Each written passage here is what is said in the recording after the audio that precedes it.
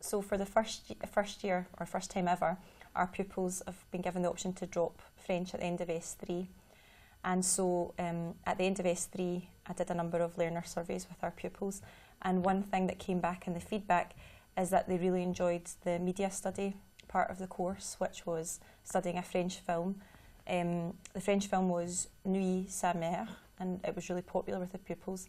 And we did this really at the end of the S3 course. So we studied the film all together. We went to the Assembly Hall to watch the film, like a day out to the cinema. The pupils really loved that. It's quite a current film. They feel like it's they can relate to it. And then thereafter we did a series of lessons, preparing them for a speaking test and also a wee reading test on this as well. And some classes also did a writing element to that. So I think that was quite an effective strategy to use at the end of S3, because it's their lasting memory of French, and a lot of them, I think it did help them to see it as quite an enjoyable subject and not just something that's purely grammar focused. And that's certainly something that I think has supported our kind of high numbers into S4. Yeah, in our department we try to make the language as relevant as possible, and to try to provide the pupils with opportunities to sort of use it in as many real life situations as we can. So for example, most of the S1 and the S2 have a French or a Canadian pen pal, and we have an exchange with letters, and they send each other cards and little gifts and things, which is really nice. And then we also run a French exchange for the pupils. It's really for third year pupils and over. And it's with a school in Brittany in France. And our pupils spend a week in France in October, and the French pupils and their teachers spend a week here. They're actually here just now. They're here now, and they live with them and just live their life for a week. And I think really that the experience of having a French friend with someone that they can communicate with and share their life with, and they do tend to keep in touch with their partner, and to have that experience with them, it's very, very motivating for them and their little brothers and sisters, and for their whole family really, because they're living in their house.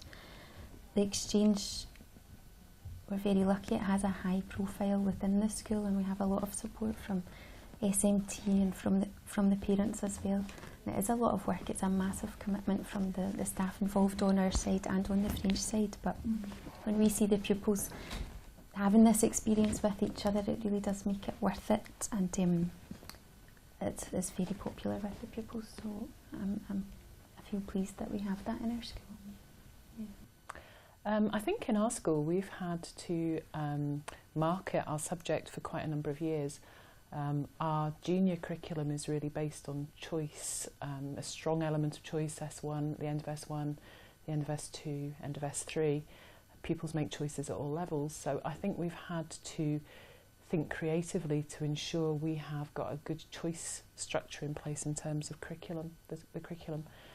So in S1 we have pupils study all three languages, French, Gaelic and Spanish, and we try to ensure that there's a pathway of progression in their language that they want to take forward to S3, and it kind of gives them ownership of their language and a personal investment. And it means that they really do believe they've chosen the language, so they want to carry on learning it. And I think it's also thinking about maybe trying to think creatively about the options that are available. In S3 we have created for a certain number of pupils the Languages for Life and Work award. We're following that in S3.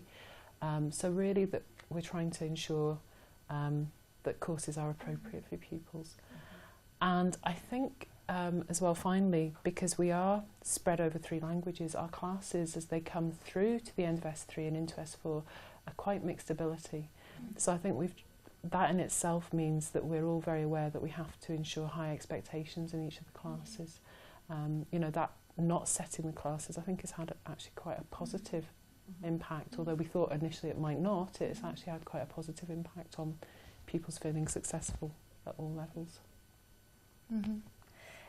Well, just to follow on maybe the timetabling, and we've kind of taken quite a flexible approach as well, allowing where we kind of look at the whole senior phase as one, And one of the things that we've done that's been really successful is allowing our S4 pupils to do higher if they wanted.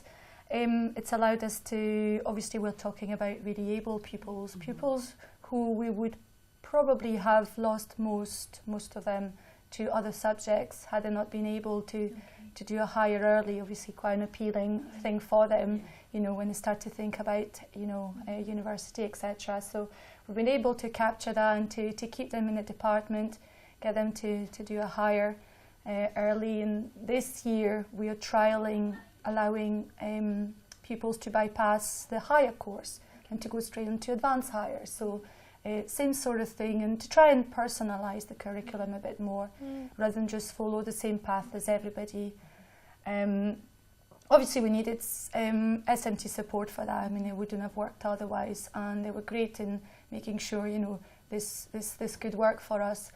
One of the things they did was to give those pupils an extra study period, just to kind of build the confidence a wee bit and to feel that they had as much of a chance as everybody else, you know, even if they did it early. But obviously we still have to wait for the results of that this year, but it looks as though they've done extremely well and it's been very successful.